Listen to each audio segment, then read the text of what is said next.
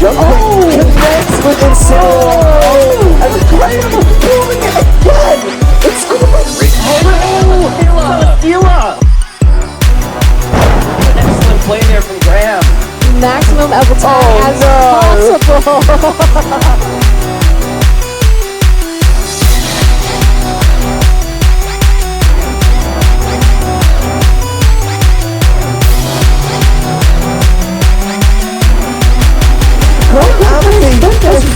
Like a book.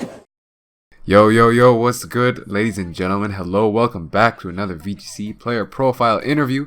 I am Kareem, or Lugi VGC, and today we have a very special guest. You already know I had to do it. I had to bring him hot off his finals appearance at NAIC. It's the one, the only, Mr. Graham Amedee. What's good, dude? Oh, what's going on, Kareem? Hi, guys. Graham, aka Amedee from Brisbane, Australia here. So keen to chat some Pokemon and with Kareem here today. So stoked after such a wonderful weekend at the North America International Championships across the weekend. Had a blast, enjoyed my run, and loved meeting each and every single one of you out there. I can't wait for the next major event, which will be Worlds. But yeah, I'm keen to chat with you, Kareem. What's going on? That's so sick, man. I'm doing good. I very much, and I'm sure everyone else appreciates the positive vibes that you bring. It's very uplifting and nice to hear. So thank you for being on here. Basically, you guys don't know how this is going to go. Basically, we just talk about some VGC stuff, some non-VGC related stuff. And at the same time, your man is going to be drawing a team of 6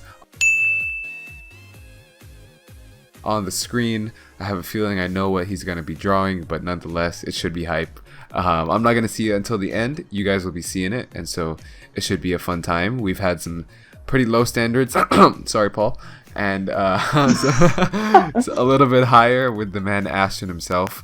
So let's see what he can bring to the table. Other than that, you ready to do this, my man? Let's do this. Awesome, dude. All right, so this is your time to shine. This is your 15 minutes of fame. Go ahead and just introduce yourself and tell people what you want to know. Okay, so I'm Graham, aka Amedee. I'm from Brisbane, Australia. I'm a VGC competitor. I competed at North America International Championships over the weekend and I placed second. I was the finalist and I was blown away just with the run that I had, with such a creative team, which I was so pleased to share with everyone there across the stream on that weekend. So a little bit about myself. I love Pokemon, obviously. A lot of people that have seen me in real life, I'm into fitness. I take pride in my, my physical as I said, physical appearance, but also I like being able to function. I love going to the gym. I love playing soccer. I love being outdoors. I love swimming. So I love, having the combination of, more of an indoors and quiet activity like Pokemon, and also incorporating fitness into that lifestyle. So yeah, that's a bit of me. That's it. That's awesome, dude. Like I said, just the positive vibes are great to hear. But so this was my personal first time seeing you at a Pokemon event. I hadn't known too much about you before then. When did you start playing the game, or the competitive side of the game? Yeah, so I started competing back in 2015. My first competition was Brisbane Regionals. That was in the format where you had a lot of, Mega Kangaskhan, Mega Gardevoir, Amoonguss, Terrakion, Heatran, that sort of era. So, I started playing VGC back in 2015. My brother, Paulo Amedee, the Mastodon, he found me playing Pokemon Showdown one day, just on my laptop, just at home playing Battlesport singles. And he walked past and he said, "Fancy seeing you playing Pokemon." And I was like, "Yeah, dude, I'm trying to climb the ladder." And he's like, "So you like competitive Pokemon?" I was like, "Yeah, man, it's awesome." He's like, "Well, you got to get into VGC." So my brother has been playing VGC for a couple of years prior to 2015. So yeah, look, I'm just so glad he brought me along to that first competition. Brisbane Regionals 2015, and ever since then I haven't looked back. I've been going to major events for the last couple of years now, and I get so much joy from it. I love meeting people, love the competitive environment, and it's a great way to sort of get around the world and meet new people and maintain such awesome friendships. That's so good to hear, man. I feel like a lot of people can relate to that. It's just on a whim, sometimes just getting into competitive Pokemon, and they just never look back from there. As well as just the friendships is what keeps them going, because we play a game that sometimes it has its lows, it has its highs, but you always come back for the friends and the friendships, especially with them being so, like you said, diverse and all over the world. Like I'm here in the US and you're back in Australia, so it's a very much, I would say, the best part of the game to me. Oh, the best part, yeah. It's just, I love the cultural differences, and it's always fun just, comparing, one another's culture. It's just, it's fun. Like, you don't get it, you don't get it back home because everyone's the same culture, or pretty much the same culture. So, yeah, it's always very special going to, internationals in particular, just because you get the chance to, always learn something new. Totally, dude. So you said you started back in 2015, like you said, the era of Kangaskhan and Chalk. How did you do it? Like, how were your results back then? Did you find like you were just getting into it and you were a little bit rusty at events, and then you kind of just made your way from there, or did you just start off from the bang, as a like super hot competitor? Never was I a super hot competitor. Back in 2015, I was very casual player. Like that was when I had other priorities in my life, and I just went to tournaments just to check them out and see how I go. So I remember my first team back in 2015. It was what was it again? It was Mega Gengar Whimsicott using Disable Encore. Yes. Oh, that's my favorite shit right there. Keep going. It was good fun to use, and also I think I had Garchomp, Zapdos, Empoleon, and Talonflame in the team. So it was a bit of a Mega Gengar Whimsicott shenanigans, and I kind of just brought whatever else I wanted at the back and just see how they go. Usually I liked spamming Earthquake and Discharge with Zapdos and Garchomp. That was pretty cool. Good synergy there, but yeah, never was I a hot competitor from the get-go. I never went, like I was always going positive, like say like 4-3 or 5-4 at major events, but I never really top cutted any events in 2015, 2016. Okay. I really want to talk about Gengar Whimsicott, because that was the team or the archetype that got me my invite last year. And dude, I'm sure I never played in 2015, right? But I'm sure you had so much fun being able to encore dark types like you can't do anymore. It was so good. It was so good just being able to do that, and there was no psychic terrain. Yes. The only thing you had to be wary of was Quick Guard, but there's only a few niche mons that got that, so it was very easy to implement that strategy. And a lot of opponents tend to spam Protect at times when they're not sure, when they're trying to scout you out, but that's the last thing you want to do in front of a Whimsicott with Prankster Encore. Totally, man. Even hearing, Talonflame, like how that thing has fallen from grace. Used to be one of the strongest Pokemon, and now it's just like dumpster trash, I know. I mean, it's okay, but it'll never be the same. When Gale Wings got nerfed, it was a sad thing for the poor bird. Exactly. They nerfed Gale Wings, but they haven't nerfed Moody, man. What are you doing, Game Freak? Like, who's the real problem here? It's Moody. Yes, that ability needs to be nerfed, most definitely. Exactly. God, I mean, especially Smeargle. I mean, Smeargle's the main pain, especially in 2016 with Dark Void, or 2016 prior, just along with Follow Me, Wide Guard, name every move under the sun. It was such a headache to deal with at the time. I very much agree. So we heard a little about 2015, 2016. How did you fare in the more recent formats like 17 and 18?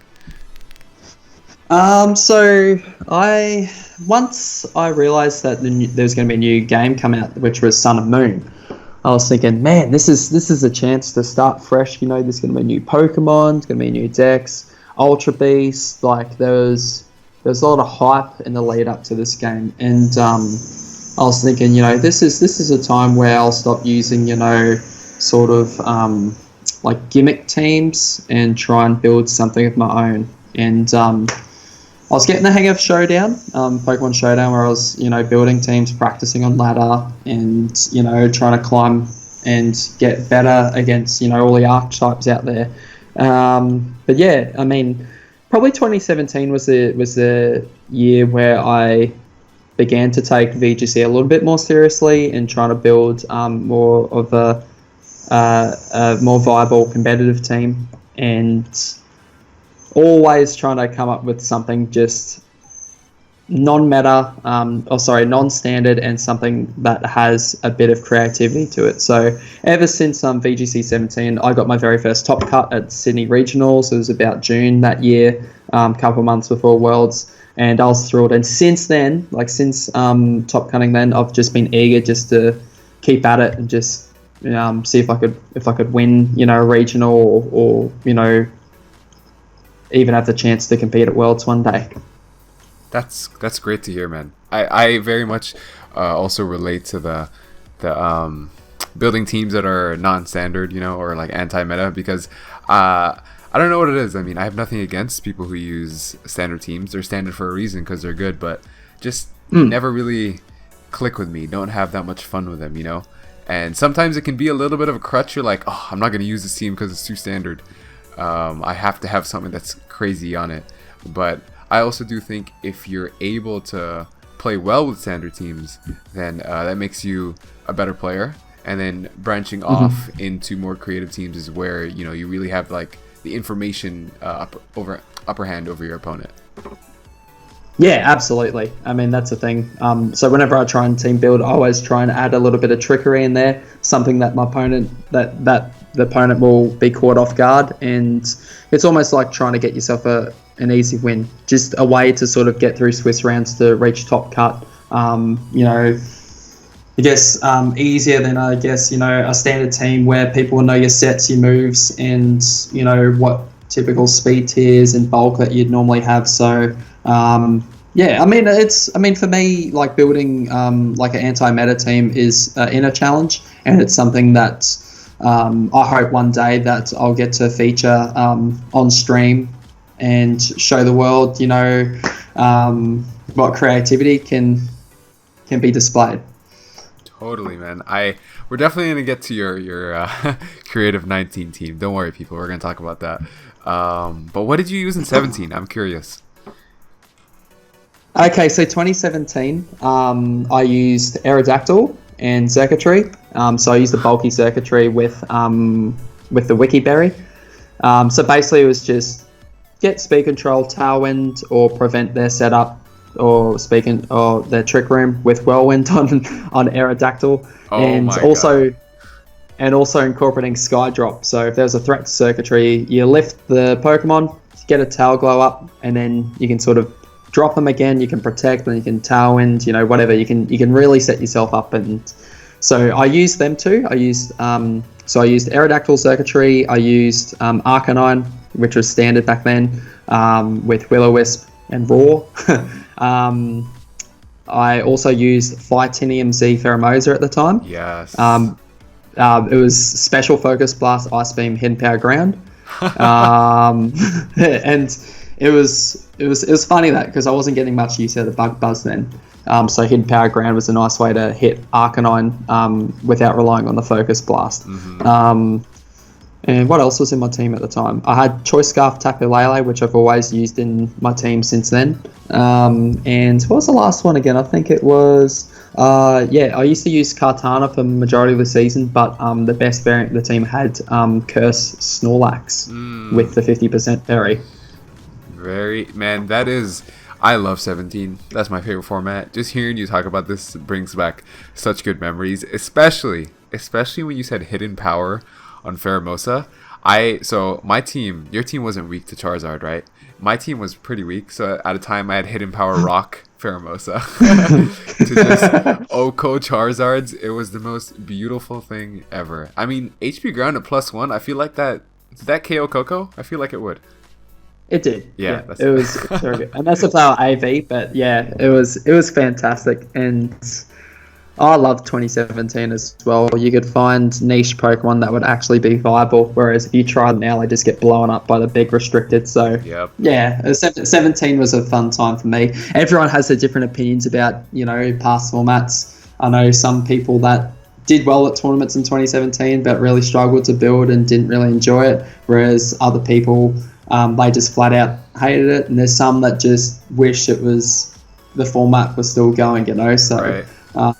I loved it. I loved it just because there's more Pokemon. Like, I felt like there was more Pokemon that were viable and that you could fit in the team. Like, I would love to just go back in time and rebuild for 17 and play like a couple months. Right. Kind of like a Sun series again, just a couple of months where it's just that period of VGC 17 would be the best, I reckon. Exactly. It always felt like 17, the meta was always progressing. Like, it never got stale. People were always evolving. Like, it started off like the teams in the beginning were super weird. It was like Magnezone, Muck, Bulu, Salamence stuff. Yep. And then it moved on to like Garchomp, Celesteela, Arcanine, and then then Xurkitree started being really good when Sam introduced it. And then towards the end is where it got fucking crazy. Where like people bought Buzzwole, Hariyama, Murkrow, Soak, Mimilax, so with like Ghost Z, Flygon, like shit got insane. Oh, wasn't it? It was awesome. It was so cool seeing something like Flygon do something. Right? And Cloyster. Oh my god, Jamie Boy with Cloyster. How did I forget about that? Yes. Yeah. Yes, Cloyster was fantastic as well. It was such a cool era. Like, yeah, I agree. There was some Pokemon that just rocked up to events and you think, oh my gosh, what does this thing do? And it just obliterates you. And you just think, you know what? I can't even get mad at that. That's so creative. Yep. Scarf Arcanine, dude. I lost in cut to a Scarf Arcanine, which won the entire regional. It was insane. Ridiculous. 17 was for me my favorite for sure. Yeah, so we've been talking about how in all your previous formats and your teams that we've been hearing about, it seems like you had a very unique kind of playstyle and unique kind of way of building teams. So were there any players that you looked up to, especially when you were starting out? I know you roomed with Jamie Boyd just recently, and that's kind of the upper echelon of when it comes to weird and wacky teams. So yeah, were there any players that you looked up to and tried to emulate? Yeah, absolutely. And as you said, Jamie Boyd, he was the first person that I really looked up to and thought, I want to build creative teams like he does and play the way he does. And that's he's very good at capitalizing on opponents' defensive play styles. So that was just it. Like, I remember the first video I saw of him is doing his Believe in Boyd channel, and I saw him sludge bomb a Katana slot. And Taboo Coco came in that slot, and he picked up the Yoko that way. And I'm just thinking, oh gosh, like, I want to play like that. So ever since then, I've always, instead of learning to click the most optimal move when when they're in a position where they kind of have to switch, is like, don't be afraid to sort of click the resisted sort of hit on a Pokemon slot, because sometimes you might catch the Pokemon in the back coming in and hit them super effectively instead. So I like that, and plus it's cool. Like, it's awesome when you get that raid. It's really fun. Totally, man. I'm with you on that as well. Like, it's just like, you're definitely not gonna get the play every time, right? Because it's high risk, but it's very much high reward. Like, if you make that read, man, you already know you're going to feel so good about yourself. There's, like, testosterone flowing through you. It just feels good. Especially when you have your opponent, like with the playstyle that you're talking about. If you pin them down, like, they're forced in that position, right? They can't really make any other play. So that's where you go off of that, make the read that you need to. And like you said, just it's a fun feeling to do. So, yeah. It sure is. It's awesome.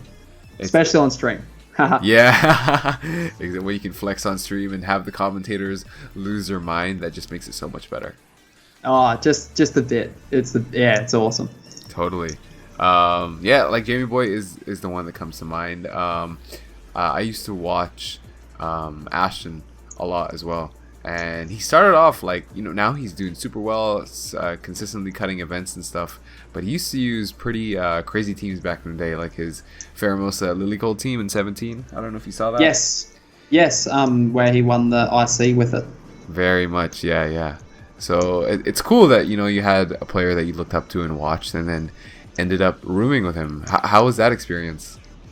Yeah, that was pretty cool. I mean, the poor fella, he wasn't feeling 100% when he came across when we were rooming, and he actually lost his voice. So he spent most of the time typing into his phone and having the voice on the phone project what he was trying to say. But it was great with him. Like, we always have fun chatting team ideas, and he thinks very much outside the box. Yeah.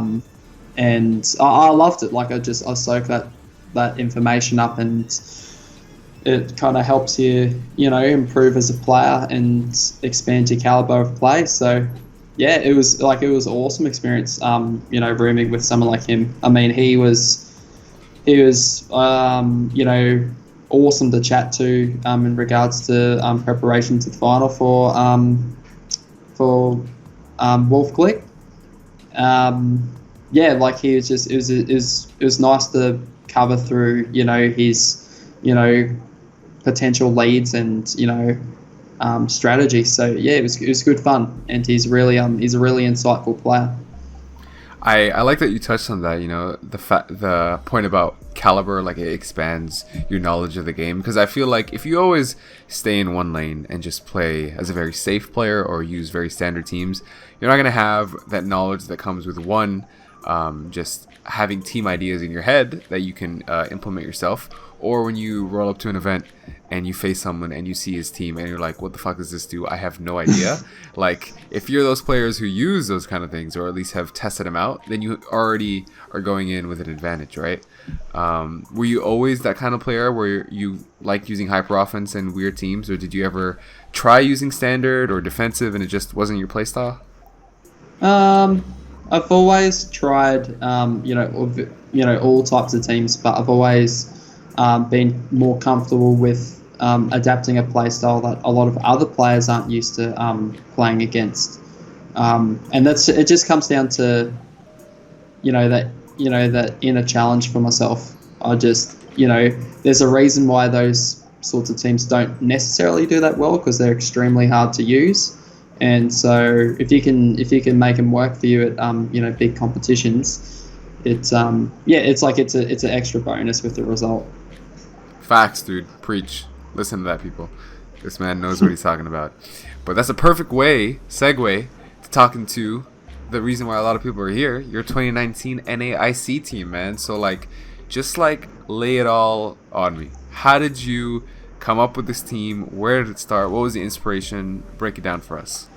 All right, so the inspiration was to not use Groudon after I missed a lot of Precipice Blades without Gravity in Moon Series. So I was like, the Primals are fantastic. They got awesome stats. I think it's something like base, 770, which is ridiculous. So I was like, I've got to add that in the team. Like, they both, Primal Groudon, Primal Koga have phenomenal,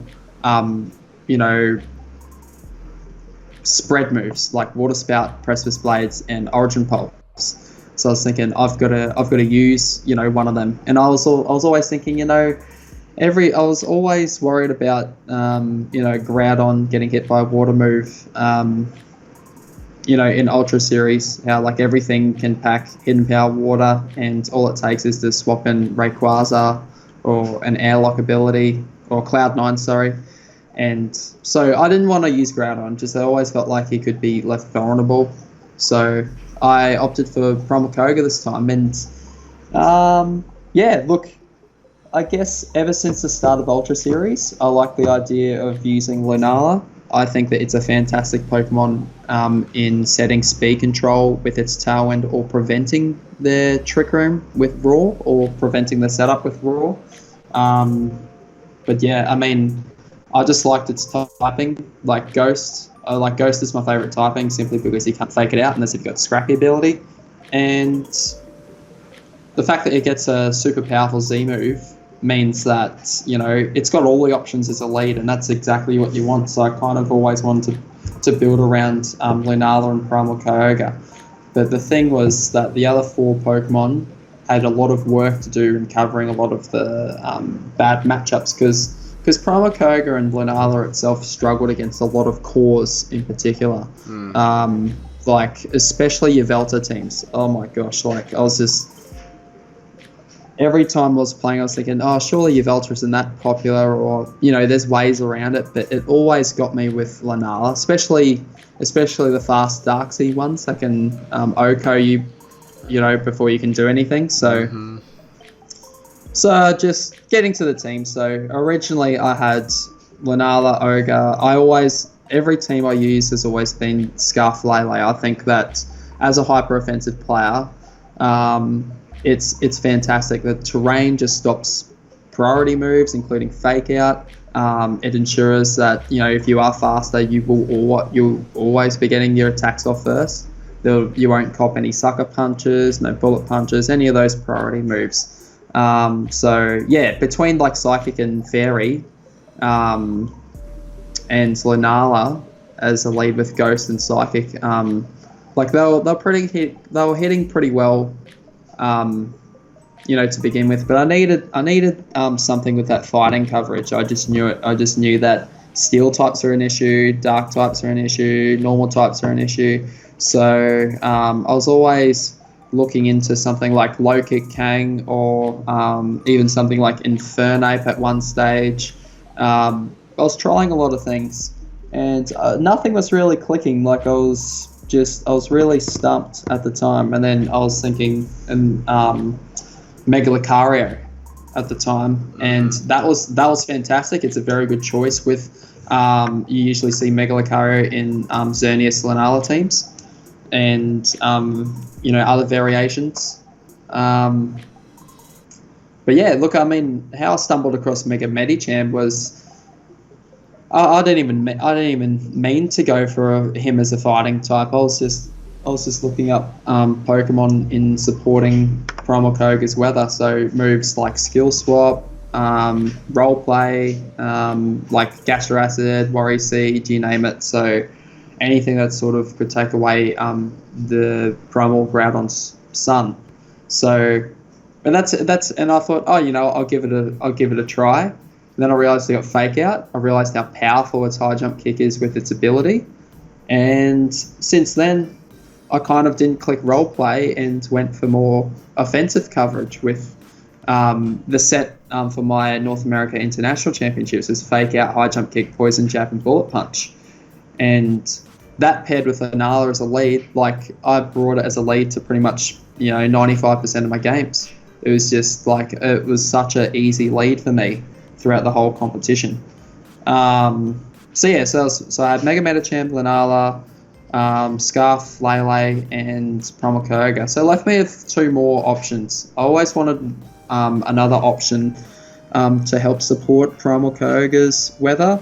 So I always found that, you know, those teams, well, they're pretty much Primal Groudon. They're the ones that give Primal Kyogre the issue. So I was just thinking, well, what are Primal Groudons usually paired with? Most of them were paired with Xerneas, and most of them were paired with either Yveltal or Lunala. So, yeah, I thought, you know, I looked up other mons with Skill Swap role players. Always a toss-up to see who would fit that role, and I opted for Nihilego. He fit the team quite well, simply because it did have role play, and I found myself bringing it in late game to help, you know, maintain, you know, Kyogre's Primordial C. But yeah, I had an interesting moveset. I mean, I had Power Gem, which was handy coverage for Yveltal's neutral damage on Primal Groudon, and I could hit Shedinja, which was nice. But then I chose Acid Spray over the Sludge Bomb. You think, you know, a lot of people question me saying, you know, aren't you an offensive team and you want to just get off as much damage as possible? But a lot of the times players would try and, you know, switch and this and that. protect or switch, or, usually Sludge Bomb wouldn't get the KO. So Acid Spray basically drops their special defense by 2 stages. And if I had speed control, you do mass damage with Water Spout. So I think at one stage, like I Acid Sprayed Tapu Fini, then Water Spouted it, and it did like close to 50%, which was awesome. So kind of just capitalized off like that. And then the last slot was Tapu Coco. This slot was always Excelgor. Previously, I was running Excelgor Lele, but it was cool for a bit. It provided a lot of pressure. I really liked the trade-off with Final Gambit, but it just really wasn't cutting it in this format. So Tapu Coco was the last Pokemon in the team, and I only added it to the team maybe like a week before the actual competition. It helped me so much. I mean, it helped me so much against my Ryoga matchups in particular, as well as, with the Assault Vest on him, my moves were Wild Charge, Nature's Madness, Electro Web, and Skydrop. So basically, I gave him enough EVs and attack to Oko max HP Promo Kyogres in Electric Terrain with Wild Charge, unintimidated. Electro Web was another great way to get speed control. A lot of the Rays, so the Mega Rayquazas were Assault Vest, so you'd normally protect your partner, so usually be Promo Koga next to Coco. I usually just protect Electro Web, and then you could be faster than their Mega Ray the next turn.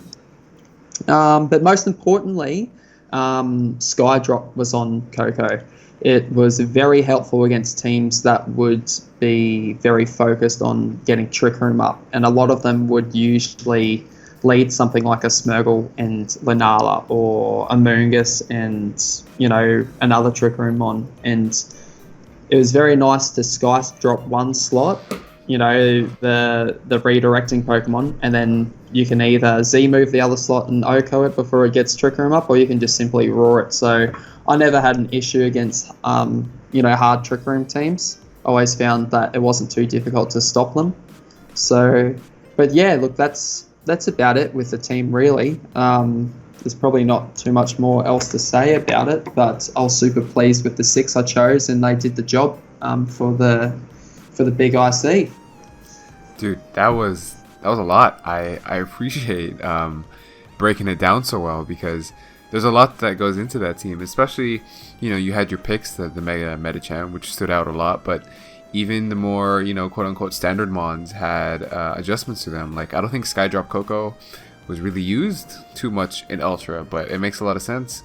And I do want to touch something on the NAIC. So I know you had Power Gem, Clear Smog, Sludge Bomb, and Roleplay. Oh, sorry, Acid Spray. Oh, so sorry, did I say Clear Smog before? Oh, I'm sorry. I meant Acid Spray. But so you had 4 attacking moves, right? So you did not have Protect?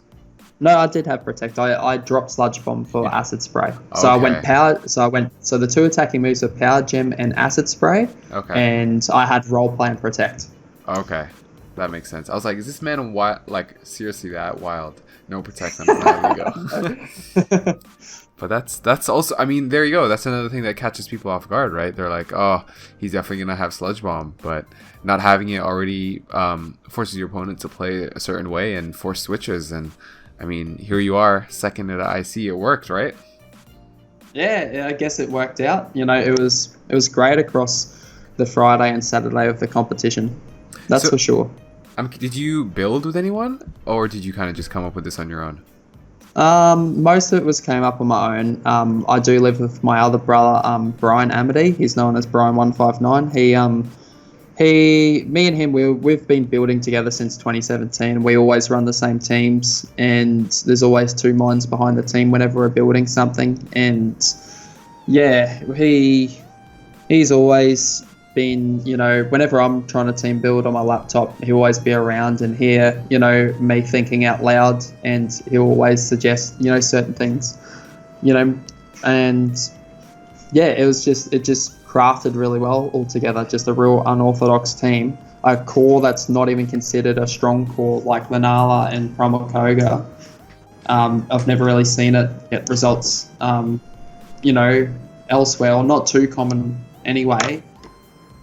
But yeah, I mean, it's just been a work in progress since the start of Ultra.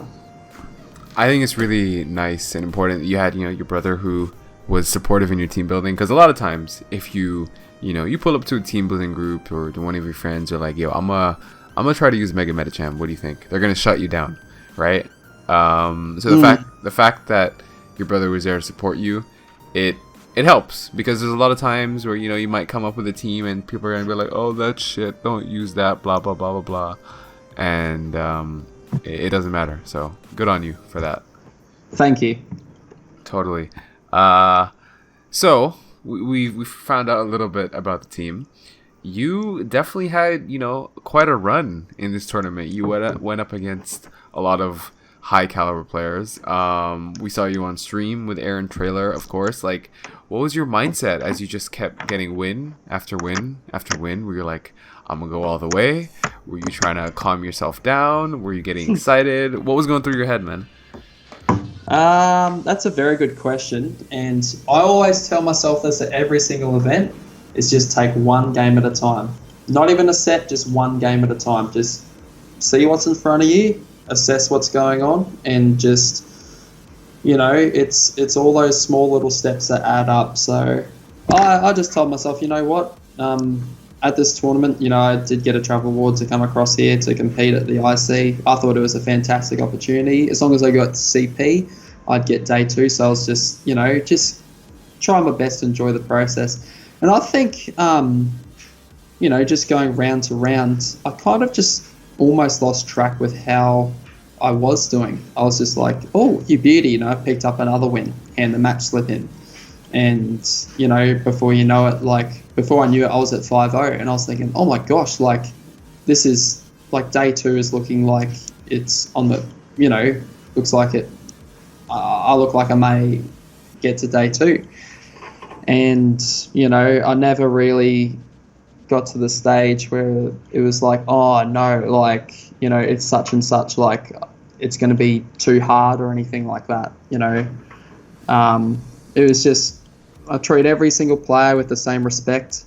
Anyone can win on the day. We all have a brain. We all can click buttons. Mm-hmm. So, and it's kind of just one step at a time. But for me, I know a lot of people can be stressed out about over a result, but for me, it's not about that. It's about the journey, and I think that you've just got to enjoy the process. I think that's how you're going to really appreciate a result much more. So, yeah, just enjoy each round, step by step.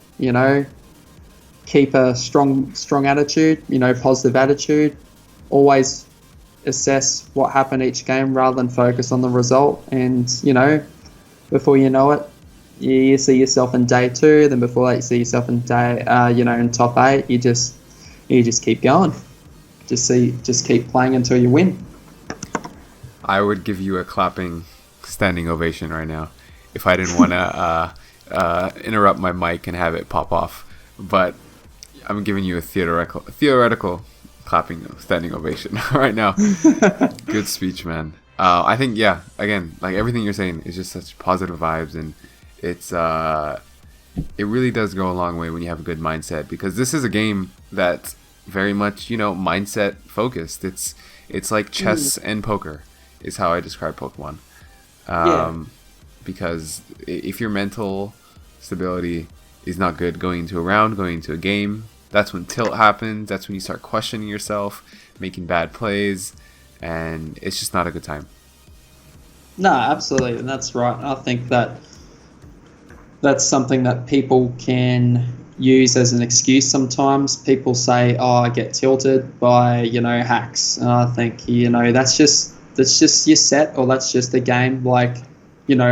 Your next set or your next game is completely different. You just gotta just keep your head up strong and just do the best you can the next round or the next game. So, I mean, complaining or dropping your head ain't gonna change anything. You just gotta keep pushing forward. Oh, I agree, man. Probably the worst 7-word sentence that you tend to hear when playing VGC is, guess what happened to me last round? Yeah. So, that's classic. Right? I very much agree. I mean, that's something we can talk about. What were your opponents' reactions? You know, you pull up to them with a Mega Medicham. They're like, especially. I mean, we all saw it on stream. When you're Mega Medicham, O-code and Incineroar at -2. Like, how were your opponents' reactions when plays like that went down?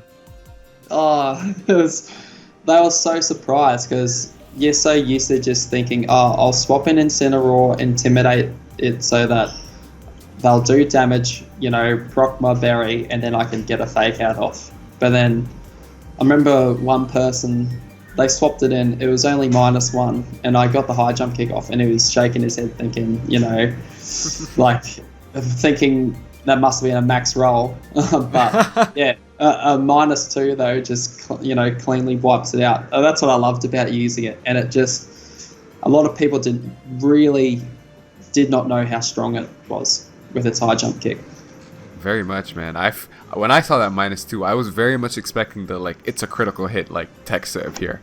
I was like, where did that go? How did he kill it? Like, it's absolutely insane. And the classic VGC head shake, you know, when your opponent's playing and they shake their head. That's one of the things that makes me laugh the most when my opponent does it. It's hilarious to me. So it was pretty funny. It was pretty funny getting that off. Yeah. The high jump kick, because it's just like, well, you know, I've made the call. I know what I need to do to check the most popular Pokemon in the format. So, you know, you might have to try a different strategy than just swapping him in and faking out and U-turning. I was getting sick of it. Yeah, I mean, I was some of my background. I used to play singles a lot before, and you know, singles players, everyone fears Mega Medicham. They just know, like, no matter how many intimidates you get off, you have no switch into that thing. But in doubles, like you said, it's an information game, and no one really sees Mega Medicham, so the head calcs aren't there. No one knows what to expect, and you underestimate it, and you just get bopped. So that's where also the argument of how we were talking about expanding your knowledge by using different mons. If you play different metagames, like singles, for example, you'll know. So didn't you say that you started playing off a little bit of singles as well? Oh, yeah, but not... I didn't really know much about the game back then, so I can't really draw back on that. Okay, fair. Yeah, it's insane. It's like I wish we would have been able to have, I don't know, you wearing a GoPro during your matches in Swiss so we can see people's faces and shit. That would have been hilarious, dude. The faces in Team Preview was the funniest, though. They'd see Mega Medicham and they'd just freeze for a second and be like, is this guy for real? He's, you know, I remember some of my opponents, I'd be sitting there, you know, EXO, and they'd be like, what? He's winning games with this? This guy's like screen peeking for sure. Yeah. That's so funny. I know you played Melvin 3 times, right, in that tournament? Yes. So the only time we saw you play him was on stream, and you handled him pretty well. But you lost in Swiss, right? I lost him twice in Swiss, yes. So when I was heading into top 8 match, I was, you know, having doubts, of course. But, yeah, I mean, they were close games in Swiss. Like, both sets went to game 3 and pretty much the final turn of each of game 3. But he ended up getting, you know, the right calls in those games. I thought they were pretty close. So I knew I had it in me to sort of beat him. But, yeah, I mean... I just had a light bulb moment in between, you know, my last round of, you know, day 2 Swiss and top 8. I just had a light bulb moment, just click Magic Room. Yes. I only have to hit it once. Because here's the thing, like in round 1 Swiss, I was very reactive to how he was playing because he got me with Soak Shedinja and I couldn't kill it. So I was thinking, shit, like I've got to bring Taboo Coco. Otherwise, he's just going to win by soaking Shedinja. But I just thought, you know what? I'm just going to Magic Room and sort Shedinja straight away. And, yeah, just make sure that I would Oko Tapu Fini before Shedinja, before it gets a soak off onto Shedinja. That was basically the game plan because, you know, Magic Room worked really well against this team because Xerneas can really use Geomancy efficiently because of, you know, not having the Power Herb and also it didn't take too much of an effort to knock out Tapu Fini without its berry.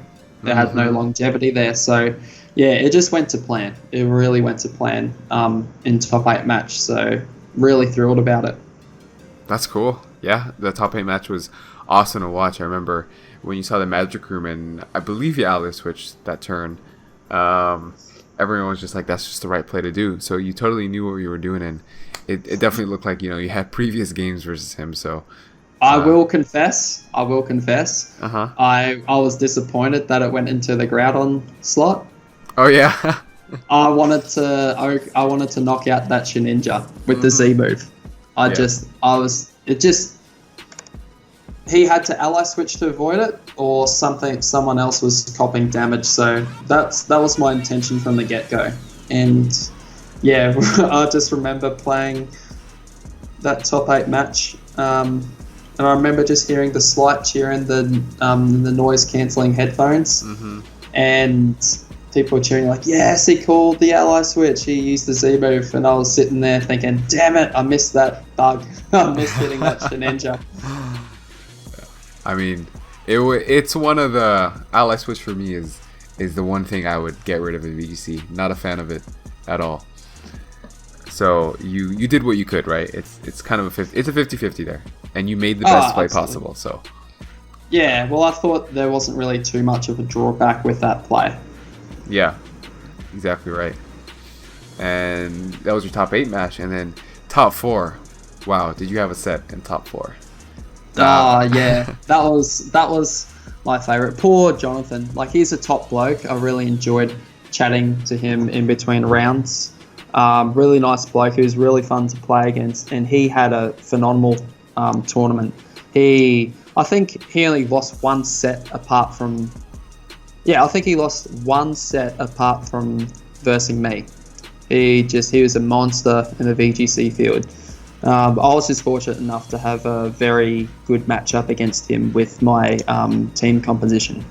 And yeah, I mean, I felt for him in game 1 in top 4 where he fought really hard and he could have easily had the win if he hit that play rough in game 1. And I guess it wasn't meant to be for him. And then I guess, like, in a way, that kind of, got to him, and I could just really capitalize in game 2 by just going super aggressive and just sort of just being unpredictable, because that was the last thing I wanted to do, was for him just to be able to read me. And there we go. I mean, I think it was game 2.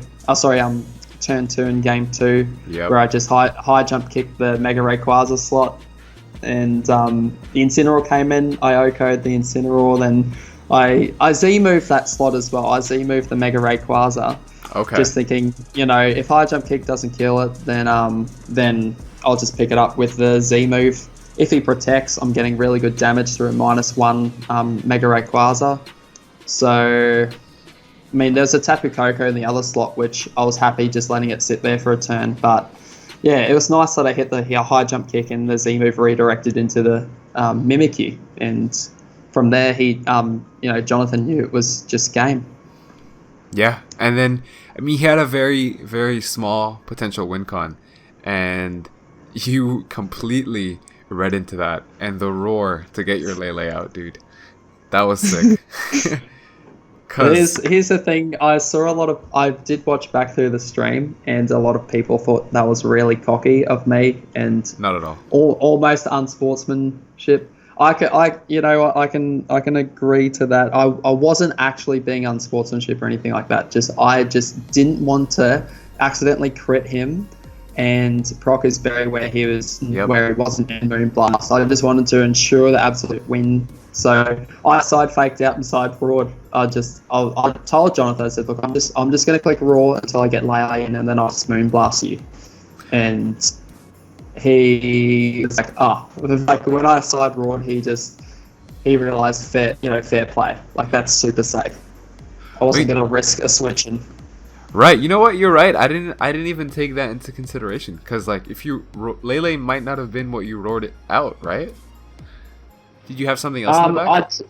I did have Primal Koga at the back as well. So here's the thing. So I was fortunate enough to have Tapu Lele brought in, but just say if Jonathan was still there, like Ice Beam would have still picked up the KO on Mega Rayquaza at the time. So we would have just Ice Beamed him and Side Roared again until one of the two Pokemon in front of me got KO'd. Got you. Yeah, man. It was a great play. Like I said, there was something I wanted to bring up. Yeah. So two things actually. So I don't know if you've noticed, but in all of your stream matches, maybe not with Aaron, Trailer, I don't remember, but whenever you had the opportunity to fake out a Ray with your Medicham, you never clicked fake out on Ray. Do you notice that? I did, and it was silly. A lot of them. It was intentional in the top 4 match against Jonathan because because here's what I was thinking. I was thinking he might try and maybe Sky Drop Lunala and then try and bring in Incineroar and maybe avoid a high jump kick and try and Darkest Lariat into. Sorry, he had Crunch and try and crunch my Lunala. So I don't know. I mean, I don't know what I was really thinking at the time. I think I just wanted him to drop his defenses with Mega Rayquaza so I could get a free Z move into him because I knew that he had enough bulk to live it. So if I Z moved Mega Rayquaza when he didn't have any defense drops, then it'd just proc his berry because he was 50% berry Mega Rayquaza. So I guess that was the intention. And I was confident if I just got Tailwind up that I could sweep his team with Lunala and Primal Koga. It definitely makes sense. And during the match, he definitely a player that, enjoys being he enjoys the position that he is when he's playing, and so that leads to some popping off, right? I've noticed I never saw you really pop off in many of your matches or really show that much excitement during the game itself. Are you just totally dialed in, totally focused, not really thinking about that?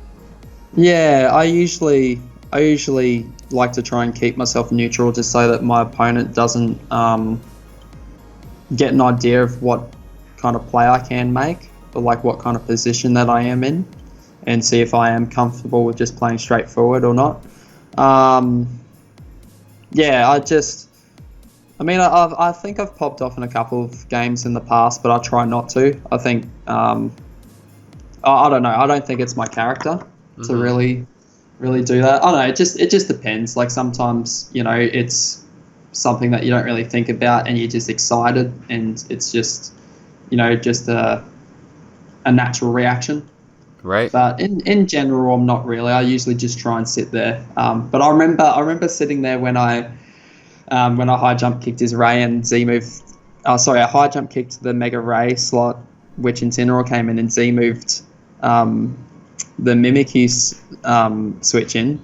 I remember when high jump kick animation went off, I looked straight down at my notes and pretended to write something because I felt so bad for him.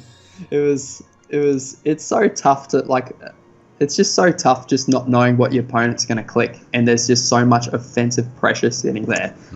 He was just, and I remember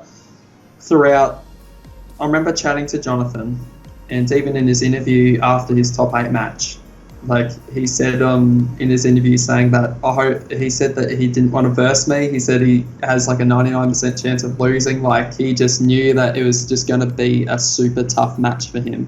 So I kind of felt from there, but that's part of the game and matchups and the play. So right. I mean, it's just a testament to your team building because you said you wanted to build something that was anti-meta and people wouldn't have much prepared for it, and you succeeded. So it's on you. Thank you. Of course. And then so we move on to your final match against Wolfie. Yes. I was gonna ask, were you starstruck? But I know you've played him before in the past, right? Yeah, I've played him at a regional at Melbourne Regionals in 2018. This was about a year ago, and I did get a victory over him then. Nice. I kind of played a similar style as I did against Jonathan Evans, where I just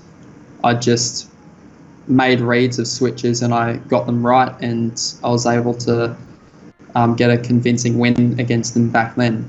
So, but look, I mean, being at the grand final stage, I knew it was going to be a completely different ball game, where I just knew that he had a lot of support behind him with, going into the matchup, knowing exactly what my team does and, what is optimal for him from the get-go. And that's the only downside of running something that's anti-meta, is that once you do get to that stage where people know your teams and can sort of go through rehearsal plays overnight, that it can, it is a lot more easier to play.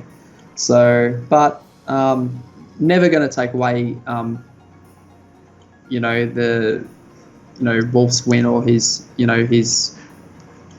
solid effort there. But I just look back and I think, I could have played that game a bit better, but Wolf was just flawless, and he was world class on the day. Yeah, you pretty much said it all there. You both, the preparation is a big factor when it comes into this, and when you take into account that he's had many experiences doing just that, being on the grandest stage and coming out on top, you can't really fault yourself for falling a bit short. You definitely give him a good game, but you give him an inch and he'll take a mile, especially with a team that is so defensive, and you know how it is with hyper offense. If you kind of make a little bit of a mistake, then you're already on the back foot. That's right. Yeah, and I mean, it was also the sort of game where if you just made, or if a play had gone a little bit differently, and you get rid of one of the main, chess pieces, quote unquote, to his team, you're pretty much like behind, or not behind. You're in front. And I'm losing track on my words. It's late here, guys. But yeah, so if you just get rid of one of the small pieces, you can already kind of take the team apart from the inside, if you get what I'm saying.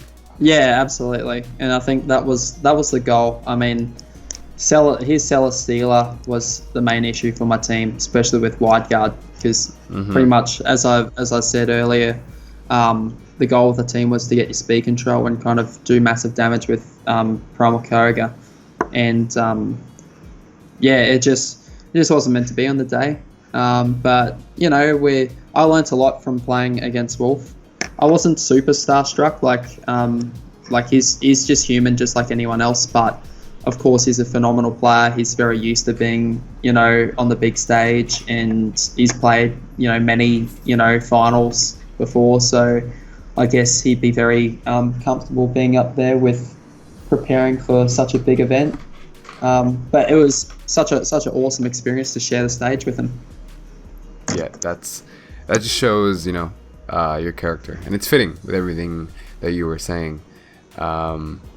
Did you feel nervous at all? Because I know before finals we all saw that picture, expectations versus reality, preparing for a final. Did you feel nervous at all, or you were just like, I'm just gonna go into this like another match? I was more excited than anything. I think when it got to, I'm just trying to think again. I mean, at a surface level, I tried to stay calm. I wasn't trying to be cocky. I didn't want people to read that in me, because I was far from cocky. I knew it was going to be a really tough game, but I always told myself at the end of the game, at the end of the day, that it's just a game. I'm here to have fun. I'm essentially on holidays over in America, and to get this far is a bonus. And the goal was to be the champion, but you know what? It's not the end of the world if you're not. So I kind of just try and remain calm like that, Right. So I never really seemed to get nervous. Like, I was eager to go when I was waiting for our match. But no, never really nervous. Like, I know some people can get butterflies in their stomach, or they'll you know, they won't be able to think, clearly, or, you know, shut themselves off from a few people and really focus. Like, I was still, you know, somewhat social on the day, and, you know, I always still had the game on my mind on the day, but it didn't really get to my head that much. The only thing I just wish was that I could put in a closer game with Wolf. That's all, because they absolutely smashed me. But it's all good. We live and learn, and I'm just looking forward to. It makes me hungrier to do better next time. Totally, man. Exactly. I'm curious. Did you go back and read Twitch chat of the finals? I did. I have watched some stream, but I did watch some of the Twitch chat. Like there was. I know. Like there's a lot of hype behind Mega Medicham, but I didn't really read too many of the comments. Okay. I don't know. Do you know what they said? Yeah, I mean, everyone was cheering you on, dude. That's how. I just wanted to let you know. Oh, yeah. That's awesome. Yeah, and I did hear from a few Italians that their own stream, that their community was cheering me on. They really enjoyed the Mega Medicham. So, I mean, I'm super overwhelmed with the amount of support that's been given towards me with this, with my run in the finals, and I'm just super blessed to have such a wonderful community just being behind me, because I never ever expected that whenever I was coming to such an event like this. Well, man, yeah, you've made quite the wave here, so enjoy it, relish in it, man, enjoy it. Thank you. Of course. I think we talk a lot about Mega Medicham for a little bit. I hope, you know, everyone who's listening got a good amount of insight into how we built the team and the matchups and all of that. And now we could look forward to the next tournament, which is Worlds. How are you feeling for Worlds?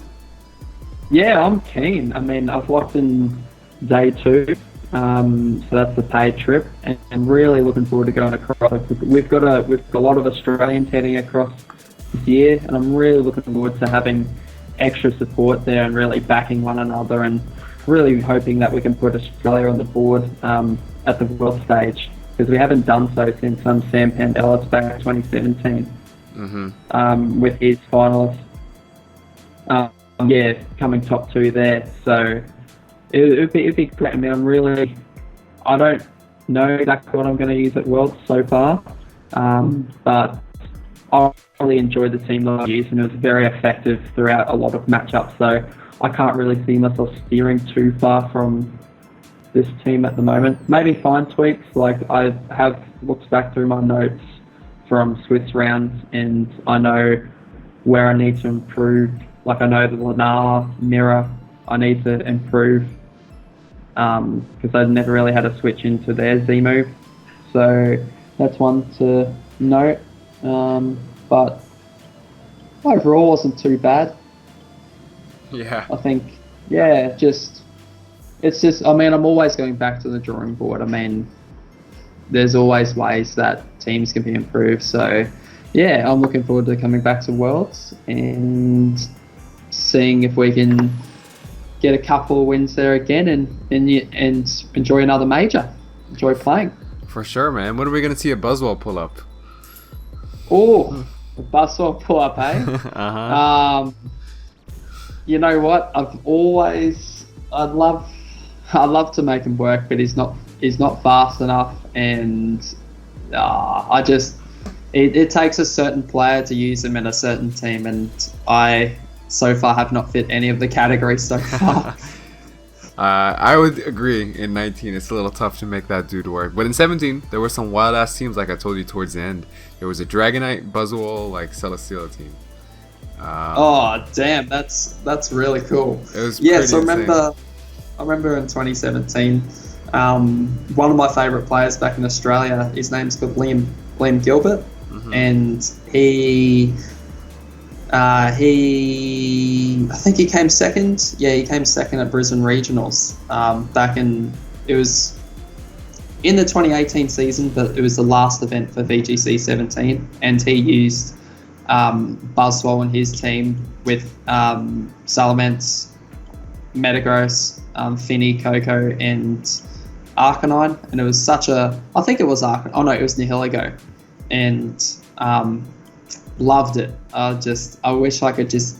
If I had Buzzwole on my team, it'd be in the first slot, and it'd just be the feature, just like I did with Medicham. So, he's such a cool Pokemon. Mm-hmm. There's still some good fighting types left, man. Just scroll through the Showdown Team Builder. You might find something. You never know. But we gotta ask, like, you know, the most important question. Like, who can bench more, you or Buzzwole? Or, I don't know. Yeah.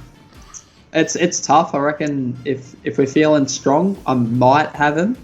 Okay. But it just depends. I think if Buzzwole's benching his own body weight, then I'm gonna be in trouble. But if he's, I don't know. I mean, I love to meet a real life Buzzwole. Yeah, I mean, you know, I see you've been training Jamie Boyd. Give him a couple months. He'll give you a run for your money. He'll be the next Buzzwole. You know, I'd love to see that. He did really well with his training session with me as well. I also took Hobbit VGC as well the day before to the gym.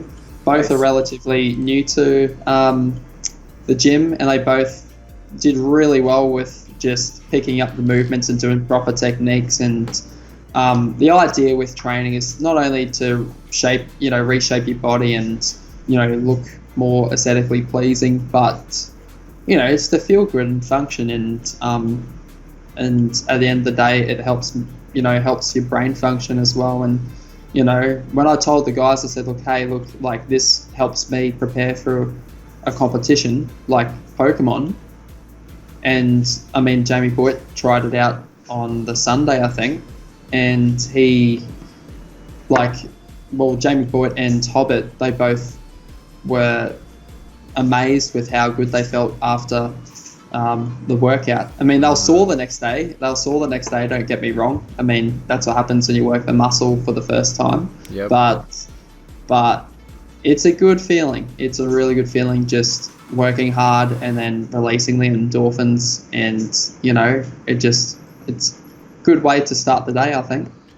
I agree. It's there's always times where you're not going to want to go to workout, but it's very, very rare that you leave a workout and you regret it. Yeah, that's exactly right. And I think that's what people get addicted to, is not the workout itself, but the endorphins released, you know, throughout working out, or, you know, towards the end. It's a sense of achievement as well, you know. Some training sessions can be quite tough, and when you get through them, it's a nice little, you know, personal sort of accomplishment. Totally, man. I feel like we could have a whole podcast on just, you know, gymming and everything behind it. It'd be cool if you could get, like, more of the Pokemon players to get involved in the gym. It got to start with you, but that'd be cool. Yeah, no, definitely. I mean, I'm always open to showing, you know, everyone around at the gym, and if anyone needs any advice on exercising, or, you know, just even just eating when, you know, you're out and about, you know, what's a healthier fast food restaurant, or, you know, what sort of calories are good. You know, I'm always a strong advocate for, you know, fitness, and I believe in, you know, I mean, I've always say this, like, your health is your wealth, and if you can preserve your body and keep it, you know, well functioned, then you're going to live a better and longer life. True. Can we get our VGC players to shower before events too, please? Yes. We'll make sure that they gym and shower. Yeah, please and do. we're good. As you already know, I don't know how it is in Australia, but in US events, by round 3-4 for regional, you walk into the bathroom and shit's destroyed. Like, it's nasty. It sure is. I think it's a lot of sweat from the nerves, I think. Or the salt from their tears. Oh, the salt. Oh my gosh. Definitely both. Yeah. If it's both at the same time, that's a little bit of a problem. But yeah. I mean, I think I have all the questions I wanted answered. We talked about Mega Medicham and your incredible run and your experience before. Is there anything you want to get off your chest before we head out? Just whatever else that you want answered, really. I'm just trying to think if you want. I mean, we did cover my run pretty well. The team. I think that's about it. Let me ask you this: who's your? I asked everyone so far. What's your prediction for Worlds? Who's gonna win? Who's gonna win? Yeah. Ooh. It's there's a very strong case of Wolf. I mean, he won an IC, top forward the European IC, and he's always. I mean, he won Worlds in a restricted format, so it's looking like that he's going to be a strong advocate for it. Flavio De Petti, sorry man, I don't know how to say his last name, but Flavio from Italy, he's top cut 2 ICs in a row now.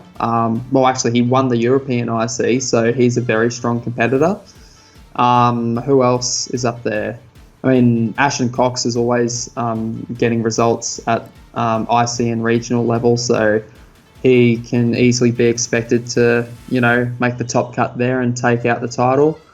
Those are some good picks for sure. They're the top ones for me at the moment. I'm just thinking,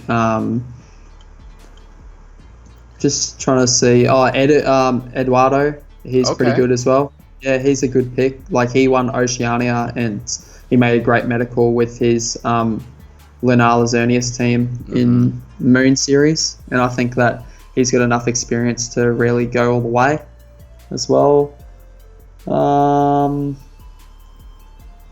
Yeah, I think they're the top picks. I think there's going to be a lot of quality players there that I think they could easily just, top cut the Worlds. But I guess we'll see. It'll be exciting. It will be great for those at home watching some quality battles. Definitely. That's for sure. That's what it's all about. All right, I'm definitely looking forward to watching Worlds. If I give you some quick insight, so you, Riley, and Ashton all gave Wolf as their main person to win. Paul Chua said Paul Ruiz, someone who's been out of the picture for a little bit. I know he has been talking a lot of hype about Ultra Necrozma. I liked Ultra Necrozma for a long time. Yveltal usage is dying down, so it could become good. Yeah, it could be good. Yeah. Yeah. You never know. I think that Mon... I don't know. I feel like if someone discovers just a really, really good archetype for that Pokemon, then it can do really well. Oh, yeah, definitely. I mean, great speed stat. Like, it's... Z move hits so hard, especially if it's in Psychic Terrain. Yeah. Like, awesome coverage. Like, it's... Like, gets Moongeist Beam, gets Earth Power... it can get Sunsteel Strike. Like, you can get a lot of things in it. I like how you can choose not to Ultra Burst or choose to, and you can be slow like Dustmane variant, or you can be a fast Ultra Necrozma. It's got so much potential. It just depends. It's kind of like my team. It just sort of depends on what the other 5 Pokemon are going to be and how you can support it. I was using it a little bit earlier in the season. When I was just playing on Showdown and stuff, and I had Clefairy, Lele, and Ultra Necrozma, and I had a Xerneas set up in front of me, right? Geomancy boosted, and I went for Helping Hand. I think I had Tailwind up, which is why I outsped, but I went for Helping Hand, Z-move in Terrain, and it OHKO'd a boosted Xerneas. Wow, that's insane. That's so cool. Yeah, it was beautiful. I think I was playing Animus on ladder a few times, and Clefairy, Necrozma, Lele just did a lot of work. It was fun times. Yeah, that's really cool. Yeah, I mean, that just shows I was talking to a lot of people throughout the weekend with matchups and how they went, and they'd always fear the Psychic Spam. So, yeah, never underestimate Ultra Necrozma in Psychic Terrain. Totally, man. Totally. If only Incineroar wasn't a thing. Oh, yeah. You can see how he exists, but... Yeah. Doesn't matter when you have a Mega Medicham, though. Well, that's it. I mean, happy days if they bring it. If they lead it, that's cool. Totally, man. But I think that's everything I got, man. If you have anything last minute, feel free. Mate, I'll tell you what, I will give a shout out to a few people. I'll give a shout out to my brothers, Paulo Amedee, aka the Mastodon, and also my brother Brian, who's known as Brian159. And they're my bros. They've always had my back. They've always been very positive whenever I've been testing the teams that I use. Lots of the times they hear me complain whenever I lose about 20 in a row, but we always, stay positive wherever we can and try and always improve. And last shout outs to Brisbane Buzzholes, our Pokemon group back home. The best community in VGC. Always willing to help one another. Always willing to trade teams and support new players, and giving them opportunities to learn and develop. Make sure they have fun. That's the main thing, and develop new friendships. But yeah, that's it. If there's anyone in Brisbane or anyone in the world that's keen to get on board, or just wants to be a part of a VGC community, Brisbane Buzzwell's always welcome everyone. Hit up your boy. There's a open invitation, dude. Open invitation. You guys are more than welcome. Go do it. Let me fly down real quick to Australia and come join. Yeah. You won't regret it. It's awesome. That'd be sweet. You guys have Nando's in Australia? We sure do. What I would do for some peri peri sauce right now. Oh, mate. Well, that's the stuff. That's the stuff. I know. And it's nice having some of the food in the States, but I would kill for some Nando's, man. The Nando's, the hot sauces are really good. Totally, dude. Damn, I'm hungry. I'm gonna go make something to eat after this. But yeah, dude, I think that's everything. Again, thank you so much for coming on. It's only like a few days after NAIC. Must be tired. Everyone wanted to hear this. It's worth chatting with you, man. I was really excited to do this interview, and I love that video that you sent through. That's awesome, man. I'd love to post it and give you a massive shout out, man, because it's so sick. Like when you sent that through, because I'm not gonna lie, I was a little bit down from. It's hard to think that you ruin sort of an opportunity to win an event, especially being beaten so convincingly. I wish it went to sort of game 3 and it was close, but. Yeah, when I saw that, it made me realise that it's not all about just that one game. It's about the many games in the lead up to it. So it really put a smile on my dial, and it was awesome, man. It's so sick. I just want to have it ready to play whenever someone is around. It's so cool. Download it, man. Show it to everyone. Download it.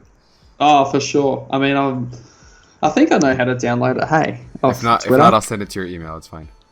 Yeah, that'd be awesome. What about would it be easier on Facebook? Probably. I don't know if you can download off of Facebook.